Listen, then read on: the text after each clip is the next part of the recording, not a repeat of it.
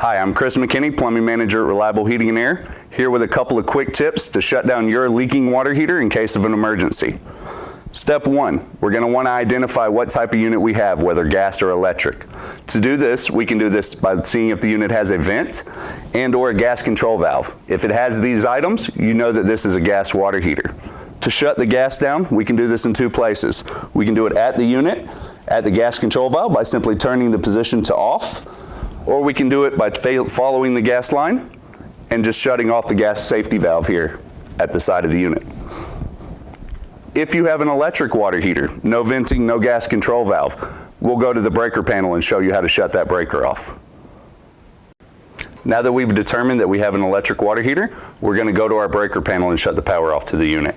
We do this by finding the breaker that's labeled water heater or WH, or if it's not labeled, it's going to be a 30 amp 2-pole breaker. We can see in this unit, it's right here at the top. We're simply going to push that all the way to the left. You'll hear the click.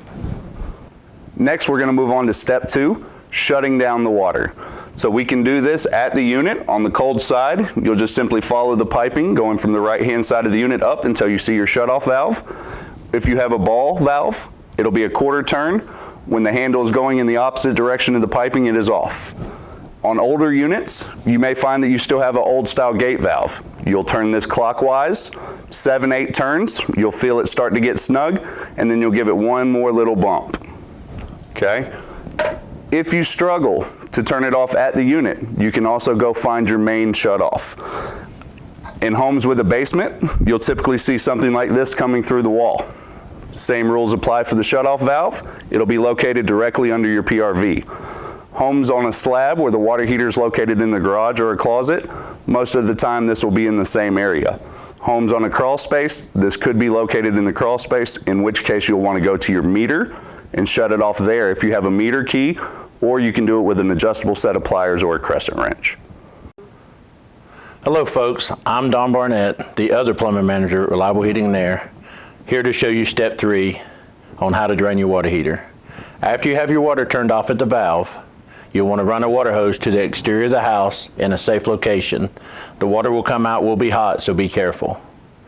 I'm going to show you how to hook up the hose to the drain valve now. Take a regular garden hose,